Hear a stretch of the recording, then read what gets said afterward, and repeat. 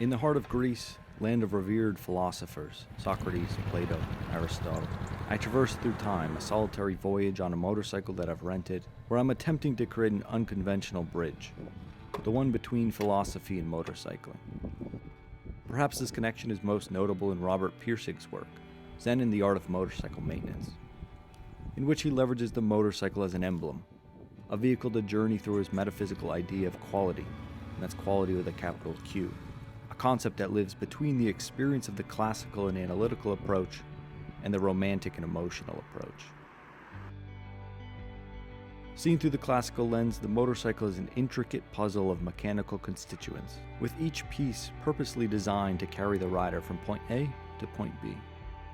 Yet from the romantic perspective, the motorcycle becomes less about gears and more about the palpable rush of acceleration and the way that riding truly makes you feel.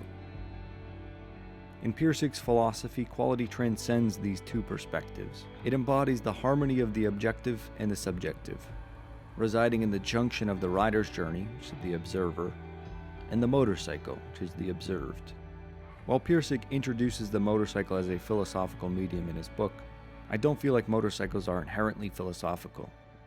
Yet I still find myself curious to use the motorcycle as an allegory or as a symbol to analyze other types of philosophy. The motorcycle, a symbol of freedom of choice, aligns well with existentialist philosophy, which underscores human life's value through individual, free-willed actions and choices. One's journey in motorcycling is a series of decisions, selecting the routes, setting the pace, determining if you ride alone or with others. Even the choice of motorcycle type further defines the narrative, impacting the experience, shaping perceptions, and dictating adventures. You typically won't find a sport bike on mountain fire roads, and equally you won't find a modern classic weaving in and out of traffic at high speeds on the highway. About 7 years ago, I purchased my first motorcycle, a Triumph Bonneville, setting in motion a series of events that led me to craft this very video. And the choices that you've made in your life to explore motorcycling have brought you to this point, watching this video. Our paths converging in this shared moment is a testament to the power of our personal decisions.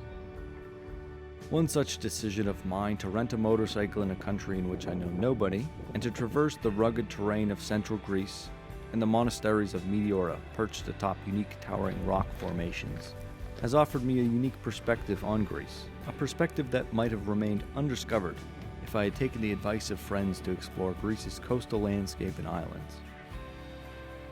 Would this journey have unfolded if I didn't ride motorcycles? Difficult to say. Yet it's undeniably true that our seemingly inconsequential choices can pivot our lives in many unexpected ways. Motorcycles can also serve as a symbol to analyze frameworks of ethical dilemmas. The act of riding, inherently riskier than most modes of transport, invites contemplation about risk ethics, balancing personal liberty against societal obligations, the thrill of riding versus the safety of self, the sense of adventure against the responsibilities of family and loved ones. These moral questions add another layer.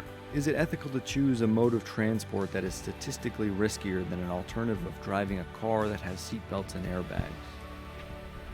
So maybe it's just the energy of walking around the Lyceum of Aristotle, but I can't help but feel like motorcycles aren't just machines on two wheels.